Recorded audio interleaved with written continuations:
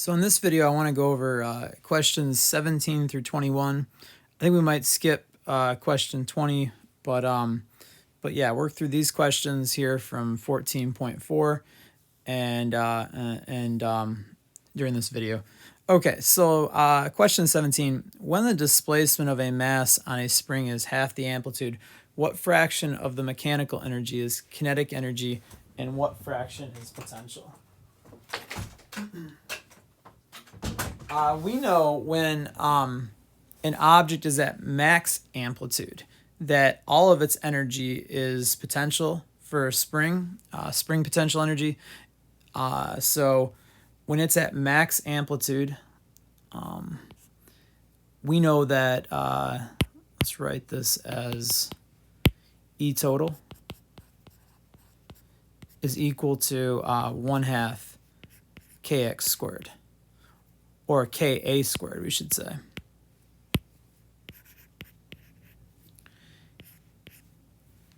Because x is equal to the amplitude.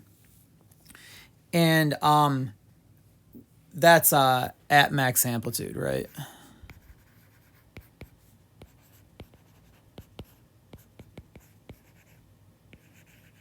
And then when the object's at equilibrium, we know that E total is equal to 1/2 mv squared. And obviously that's V max.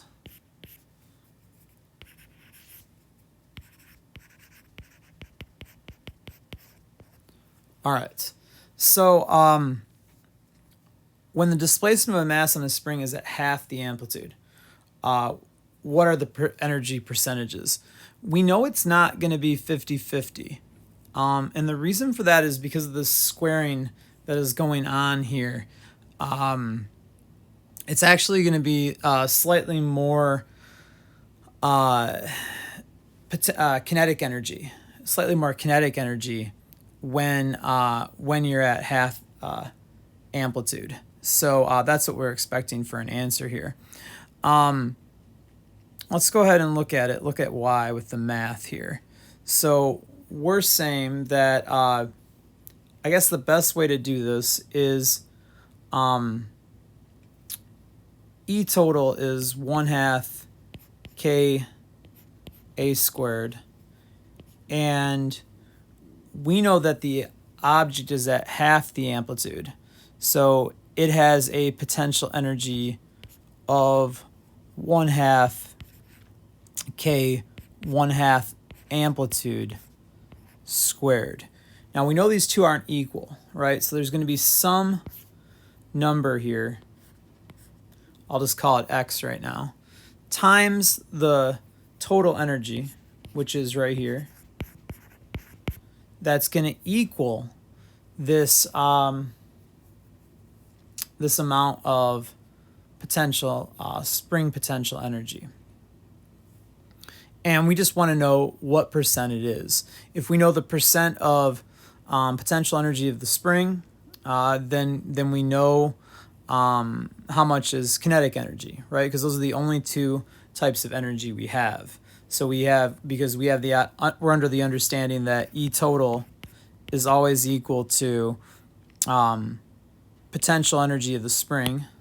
Let me use the symbol US plus Ke, right, at any point.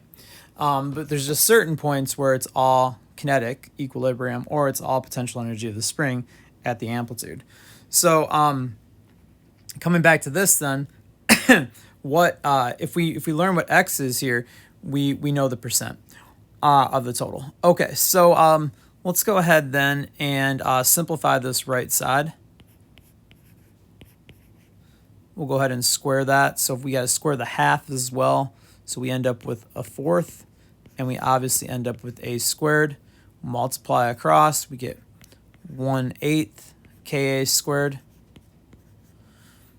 is equal to x times 1/2 Ka squared.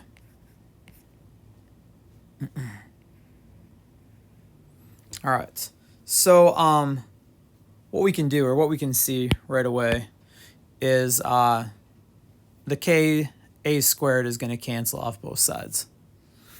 And we're going to be left with x times a half is equal to 1/8. So we want to know what x is equal to. We'll just go ahead and divide both sides by 1/2.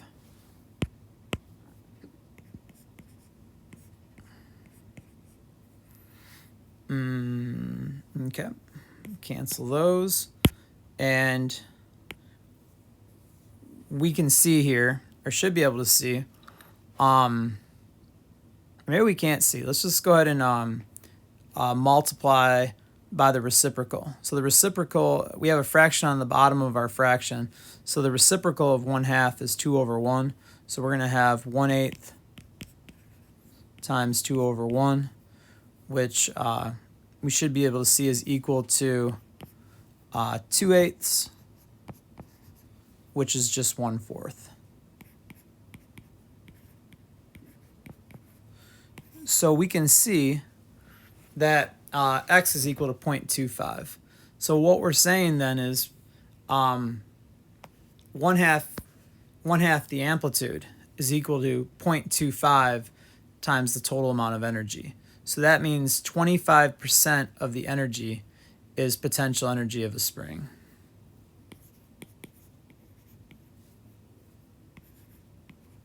And that means that the other 75% is kinetic energy. So once again, a lot more kinetic energy at half the amplitude. And this is just because it takes time to speed up, right? And yeah, so as the spring is leaving with zero velocity from max amplitude, it takes time for it to get up to speed. Or you can think of it the other way. As it's leaving equilibrium at max velocity, it takes time to slow down. It doesn't slow down right away. The spring force is proportional to the distance. So the spring force gets stronger and stronger, and it has to be further away before you see the 50-50 split. So a good question is where or how far away is the 50-50 split, which is the next question they ask. At what displacement as a fraction of the amplitude is the energy half kinetic and half potential? So what we can do here, let's go ahead and add another page. Whoops. All right. What we can do here then is say that all right, we want to know, let's go ahead and say, let's do the same thing we just did, right? So instead of having x out in front, we will have 0.5. So we'll have 0.5 times E total is equal to 1/2 K, and I'm going to go ahead and call this x.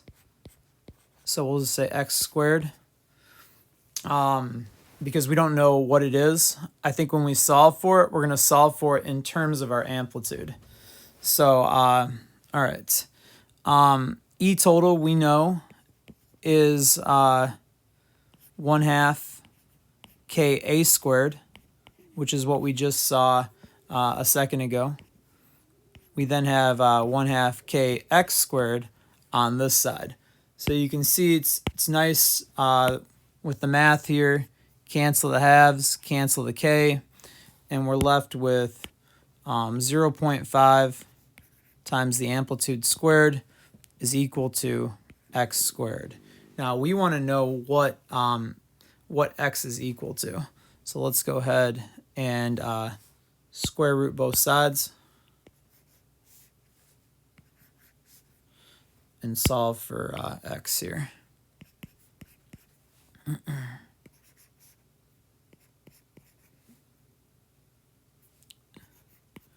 All right, so what is the square root of a half, right? I guess I'll keep it over here. square root of a half is 0 point, or square root of 0.5 is about 0.707. Yeah. So what we're saying is about 0.707, about 70% of the amplitude is where the object is going to be at and have 50% of the total energy equal potential energy of a spring. So that means 50% will be kinetic at that point too. But once again, that's at 70% of the amplitude. So it's farther away from equilibrium than halfway. It's beyond that. And but yeah, so that's something to keep in mind. So there's our answer right there. Something I just thought was kind of neat. I was thinking about, and I think I explained this to you guys before, but the square root of 1/2 is equal to 1 over the square root of 2. It's also, that is also, which we just said is approximately, it's an irrational number, 0.707, but that's also equal to the square root of 2 over 2. So I'm saying the square root of 2 over 2 is equal to 1 over the square root of 2, which is kind of tricky to think about, and I just thought it was kind of neat and worth bringing up maybe, is that, in which I guess does make sense. You know, the square root of 2 is about 1.41. It's an irrational number, dividing that by 2. So that would be 0.707. But for some reason, when I look at these numbers in my head, it just doesn't seem to line up. So I thought it was kind of neat. Another way you could prove it is you could just take square root of 2 over 2, multiply by the square root of 2 over the square root of 2, right? Multiplying by 1. And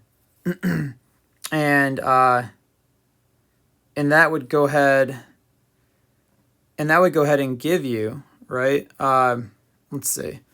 Square root of 2 times square root of 2 is equal to the square root of 4. And that's over then 2 square roots of 2. And we can see that square root of 4 is 2.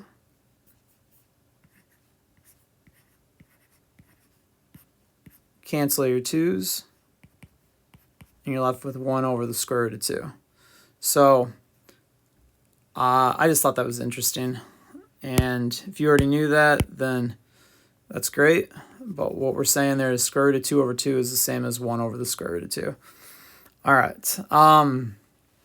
Good. And it's approximately 0.707. Okay.